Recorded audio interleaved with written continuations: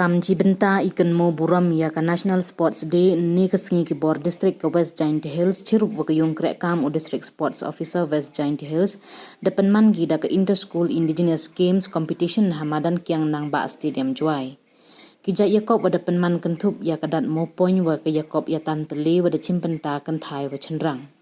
Uki pasak DSO West Giant Tylle woman lew assistant director ke sports and youth affairs ke sarkar jela hawa kelam khana wa ya ke National Sports Day hau news nem das dangi wa lek buram na duk ar pon rutri uni ubnai de yele ke badminton wa ya kelip hawi terik wan ke wawan daw em ke yele ke sports ki khana khian nei benta ke grassroots football center ni kesengi hadin wakut ke yakob da sam khos nam le chek wi yo nangkong wa ar we wele hak yakob Dat Moopoiñ gi kenthai da job da ke HK Singh Memorial Secondary School Jowai wa ar ke kiang nang ba Government Higher Secondary School Jowai wale wan ke QC Springside Higher Secondary School Jowai hai Dat Moopoiñ gi cenderang da job kami mentedu RC Secondary School wa ar ke Marian Hills Higher Secondary School wale wan ke Giant Tylle Higher Secondary School Hey yakob Yataan Tylle ki kenthai da job ka HK Singh Memorial Secondary School wa ar ke Giant Tylle Higher Secondary School Jowai wale wan ke Marian Hills Higher Secondary School Jowai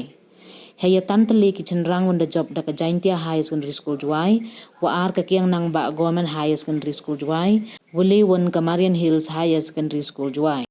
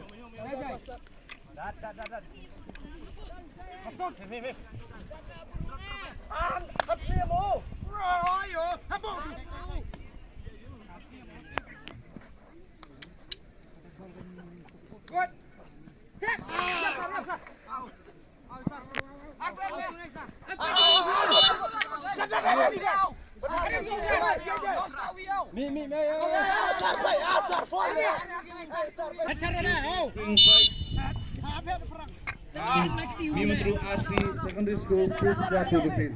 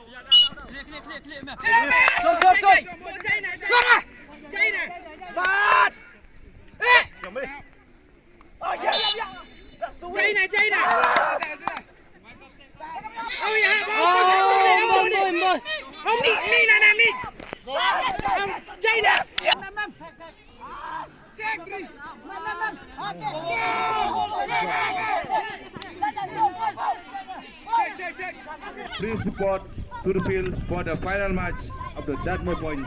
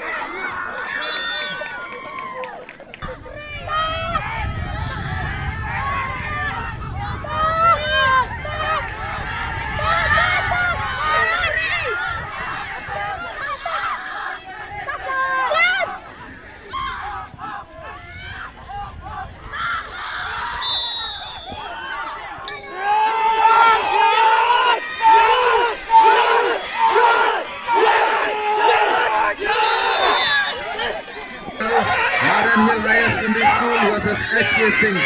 Mahila Secondary School.